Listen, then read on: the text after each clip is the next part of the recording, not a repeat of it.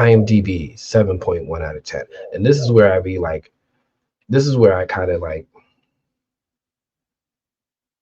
I never really rocked with award shows because critics and I historically didn't have the same taste. And I would tend to side with audiences. So if you look at this and then you scroll down to like the Google reviews, 67% like this movie. Not 82%, not 88, not 7 out of 10. 67% like this movie. And I'm like, I get it. I totally understand. Watch, look at this, look at this.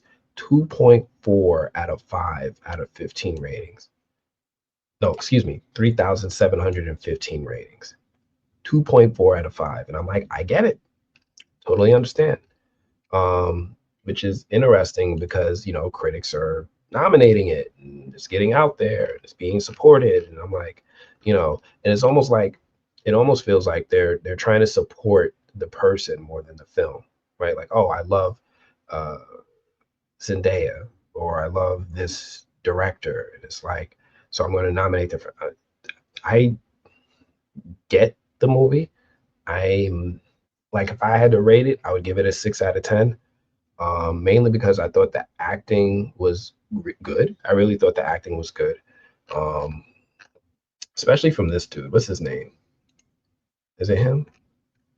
Yeah. This dude, Mike Faced, did a really good job. But the other one, Josh O'Connor, yeah, this dude was cooking. This dude did really good in the role. He reminded me of like a young James Franco, maybe a better James Franco. He was really, really good in the role. I thought he did really, really well in the film and his performance. So I really enjoyed the performances. I really thought Zendaya really acted really well in this movie. What fell apart for me was the story. I did not like the story direction, progression, or results. Man, the ending. I didn't like the ending. I was like, what? That's what? Like I did not like the ending. Um Cinematically, like from a directing standpoint, if I'm gonna sit here and talk about the cinematography, cinematography is good. Soundtrack is pretty cool. It's just the direction that they went with some of the characters' development from the beginning to the end. I just did not care for it.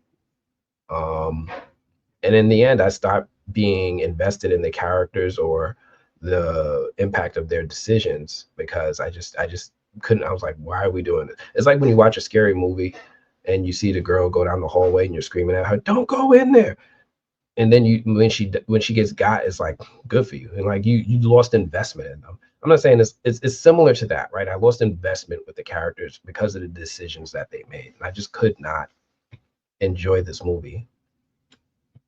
Let me see if anybody y'all saw this. What are y'all talking about? I don't mind award shows, but they've been so boring. Everything's been boring because ain't nobody getting slapped. Once you guys stop slapping people, it stopped being as entertaining. But overall, you know, award shows, I get it. They're not everybody's cup of tea. Like Dragnet was saying, when Ricky Gervais was there, it was lively because it was always so, you're always at the edge of your seat because you didn't know what was going to happen next because this dude just felt so spontaneous. It was like a kinetic energy with watching, like, what's going to happen next, right? Every time he came out. So I get that. It does seem a little less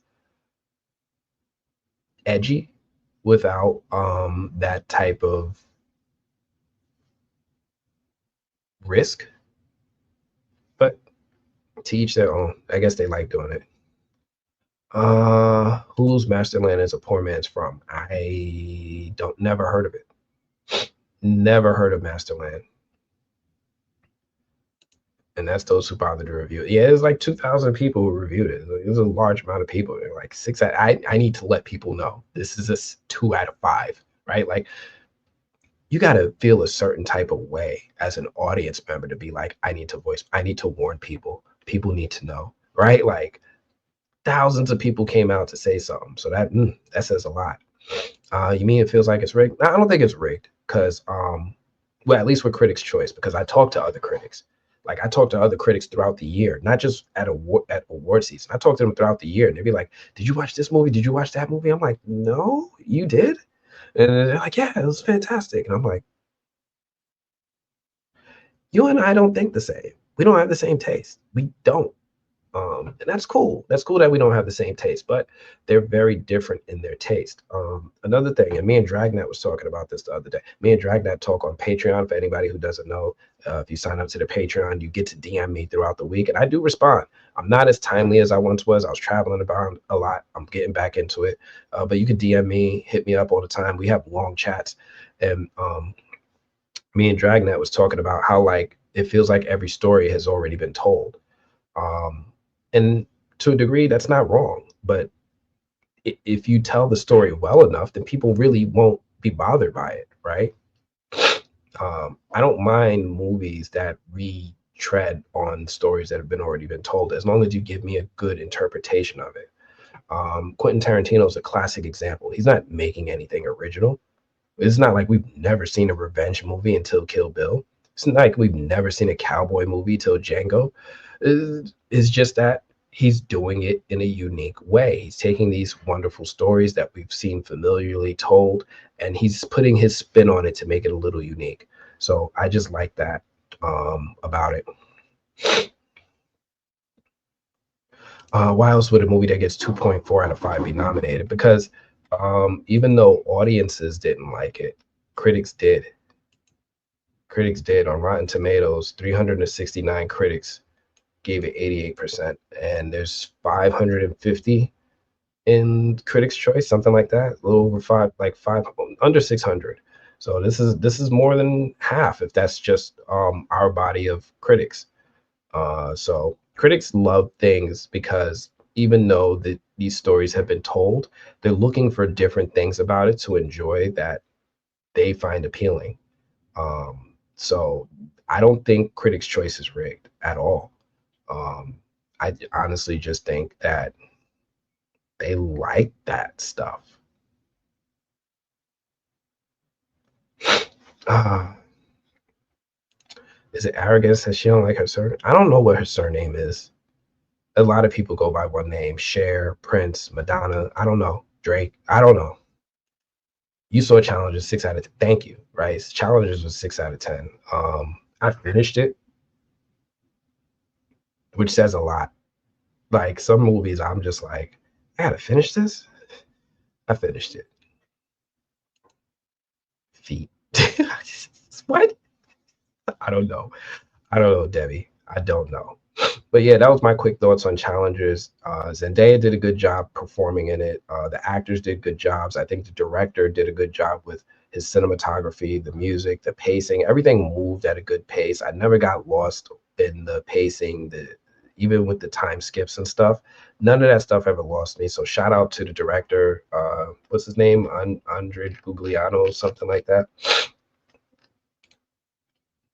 I should know his name, right?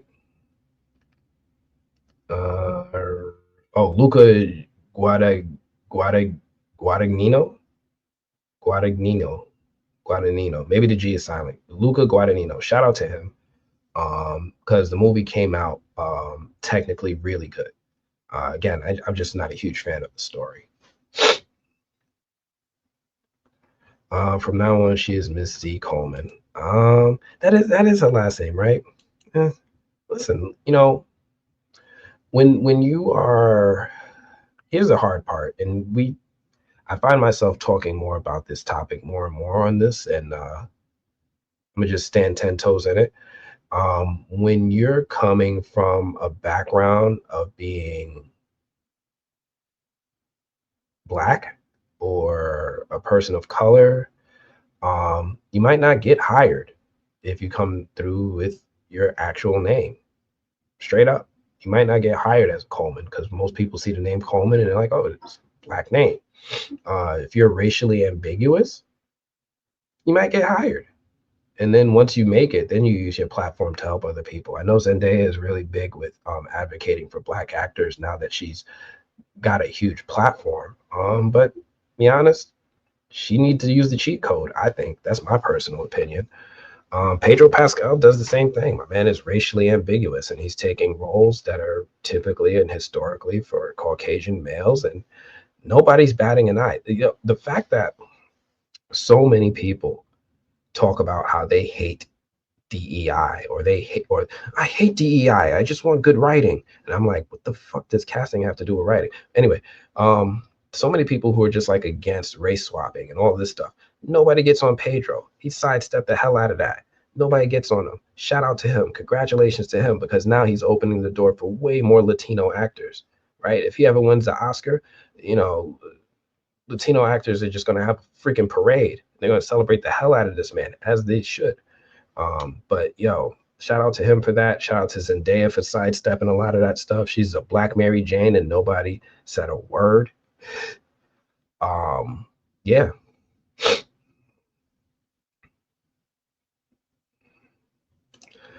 People can call themselves whatever they want. It doesn't hurt anyone else. Why should they even care?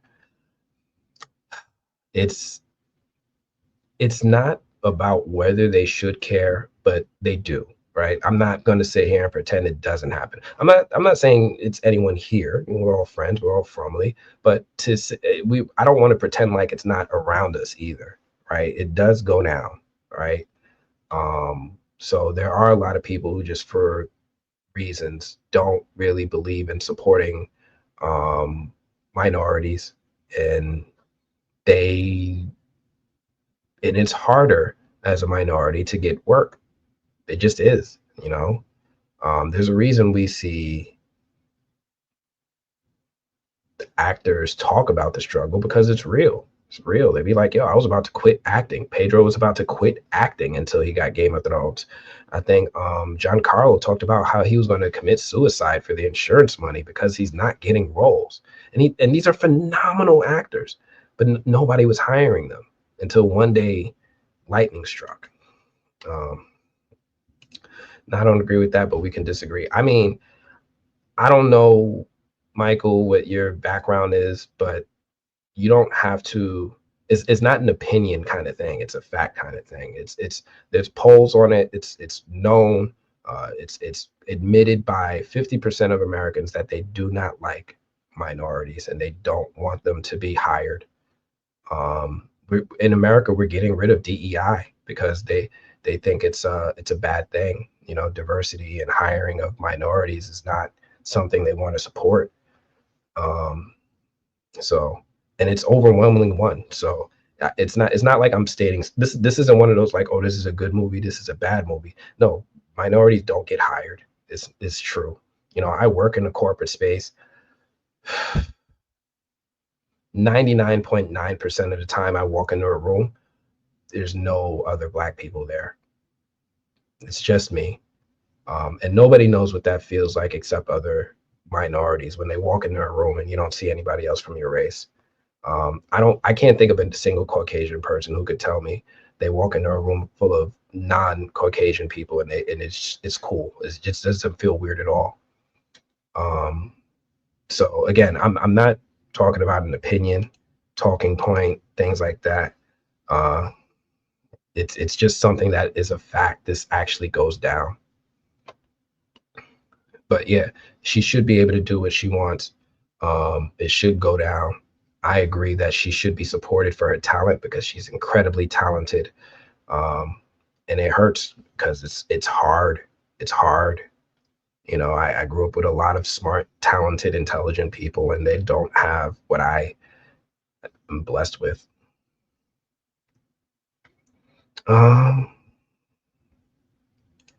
Yep, I knew a Kelvin who went by Kevin sometimes in front of certain people. You have to. You have to. You have to. You know, it's you ever heard the term magical Negro, right? Like where the Black person has to present themselves in a supporting and helpful way to disarm and make other people comfortable. It's sad, but it's true. Anyway, let me move on to the next movie. Going off on a tangent. I did get a chance to see The Wild Robot. Now, The